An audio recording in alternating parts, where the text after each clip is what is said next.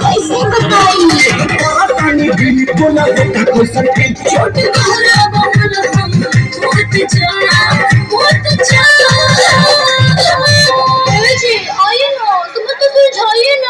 बच्ची आला से भला हो जाएगा। आओ न लौटी जा, आओ न लौटी जा, आओ न लौटी के लौटी जा, आओ न लौटी जा, आओ न लौटी जा, आओ न लौटी के लौटी जा।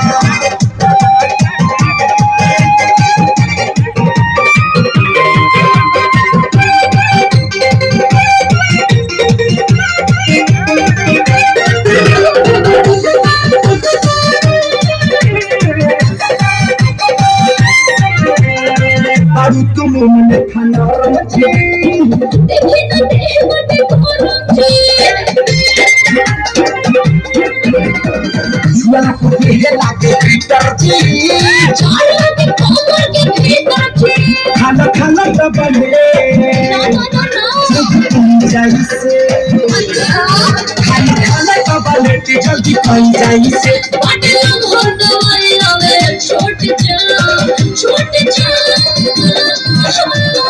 पास आइए ना हाथ से दवा खिलाइए ना मुंह पाइए ना हवा ना लौट जा हवा ना लौट जा हवा ना लौट के हवा ना लौट जा हवा ना लौट जा हवा ना लौट जा हवा ना लौट के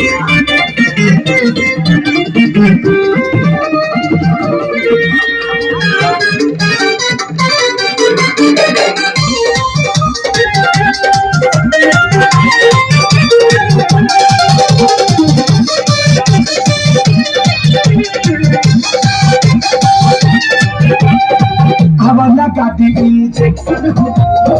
ना काटी इंजेक्शन हो अलार्म में बाबा के ड्यूटी हो ना बाबा हमसे न टूटी हो अभी करो जमीला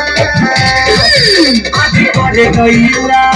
कौन दीजिए ना करो जमीला जी आज करे गईला उदी कपड़ा भेजा के माथा टोप जा खिलाइए ना टॉनिक मत खिलाइए बहुत महंगा है बड़ी मार मारेंगे चुप हवा ना लौट जा हवा ना लौट जा हवा ना लौट के बुला है हवा ना लौट जा हवा ना लौट जा हवा ना लौट के बुला